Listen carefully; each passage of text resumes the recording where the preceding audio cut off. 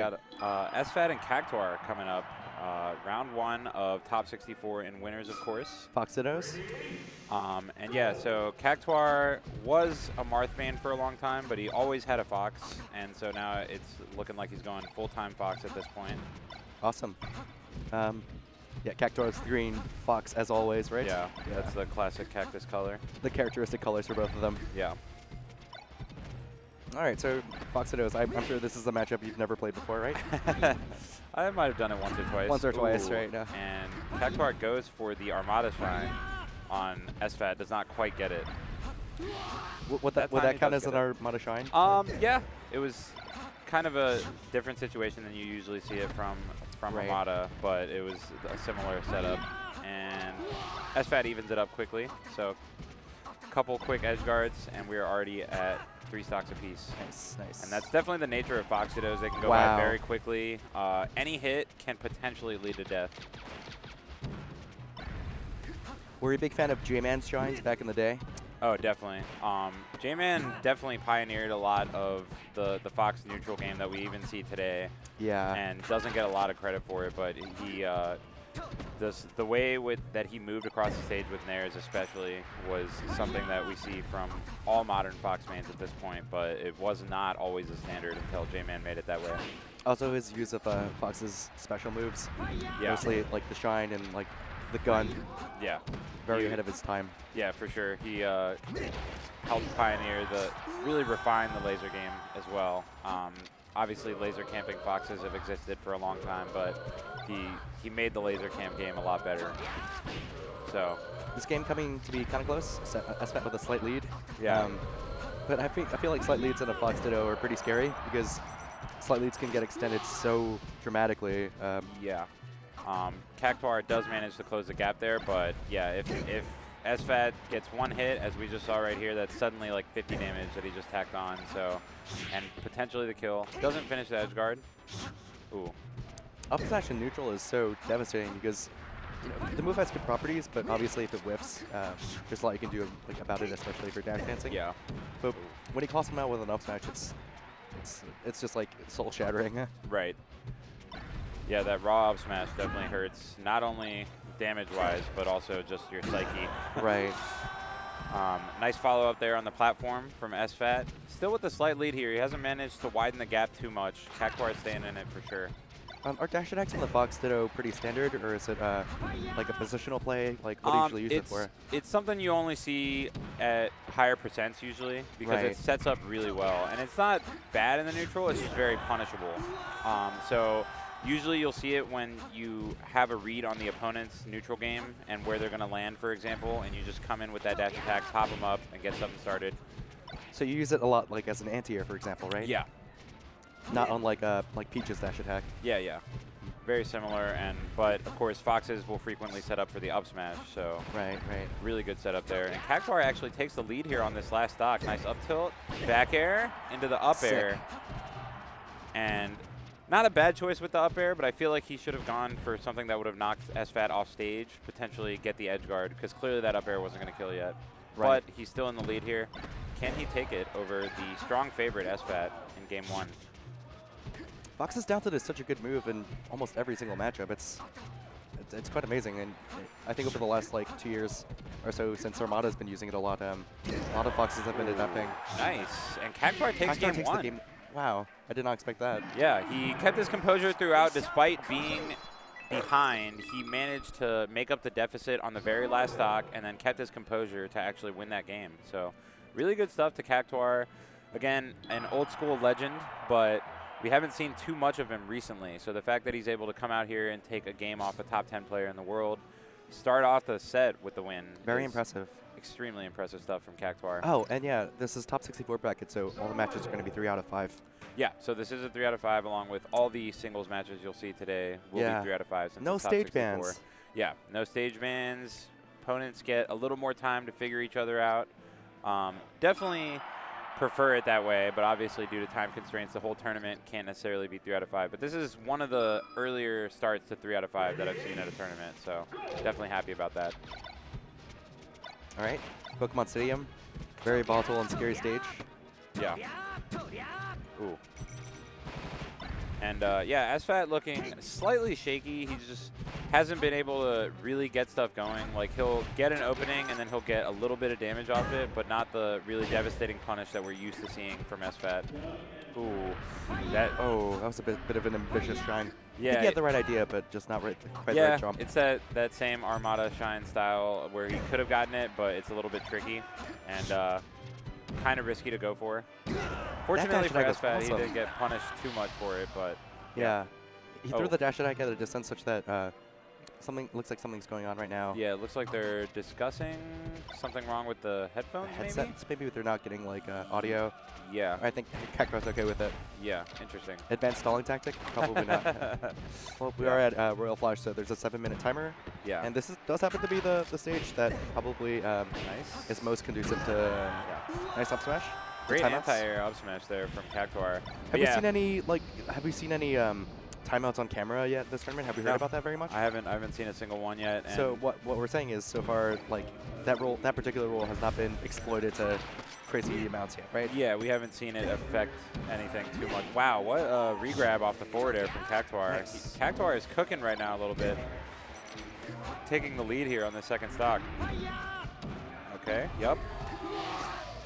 Great punish there on the high up B. Just the dash attack goes slightly over the edge, manages to catch SFAT, and then finish him off with a shine. So I have a question to ask you that has to do with like FGC terminology. In terms of like how players play, do you feel like Cactuar would be considered more of a quote-unquote moist player or a dry player?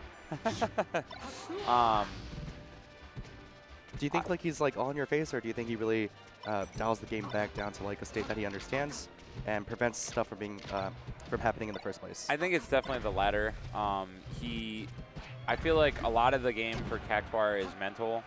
He likes to just figure out his opponent's habits and then start devising ways to punish those habits specifically. I think that dash 10 sequence. Oh, that's good. Wow, great short from Cactuar, and he gets a kill off of it. Wow. Yeah, the up air on the double jump. Cactuar with a solid lead here. Are we going to see an upset right off the bat here? Literally the first set. Yeah. Be amazing.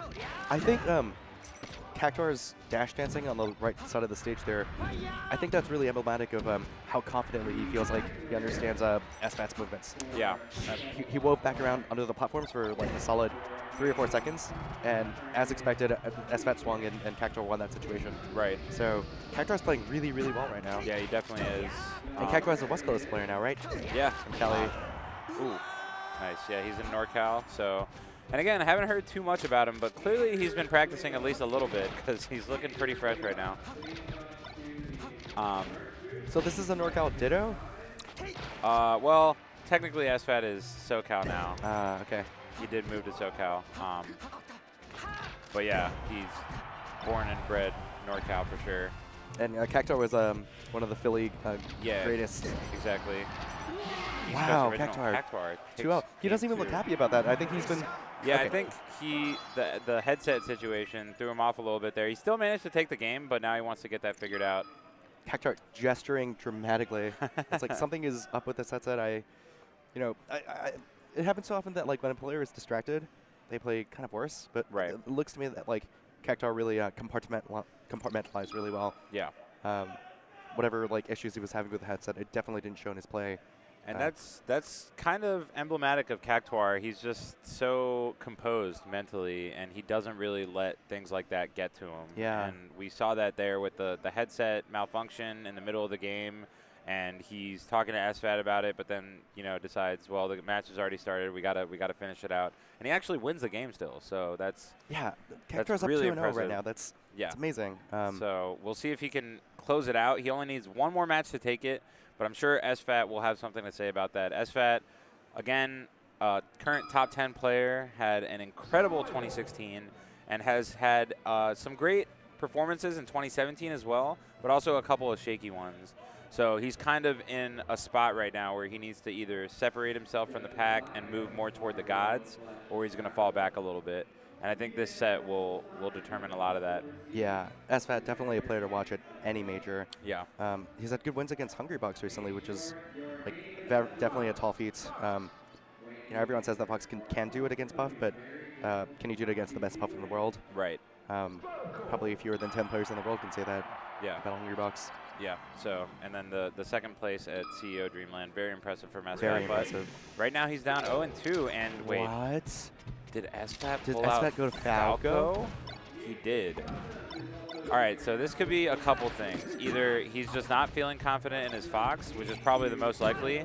Either that, or he just thinks Fox Dittos are too volatile, and he wants to control it a little bit better with Falco. But in any case, this is a bit of a concession, isn't it? That like he doesn't want to do the Fox Ditto, or that he feels like that this is the better strategic choice. Yeah. I can respect that. And on a stage this big, for top 64 at Royal Flush, like this is pretty early for a counterpick, I would say. For sure. That being said, SFAT never really known for any characters other than his Fox. If he managed to bring this back, reverse 3-0, this funny little situation right there.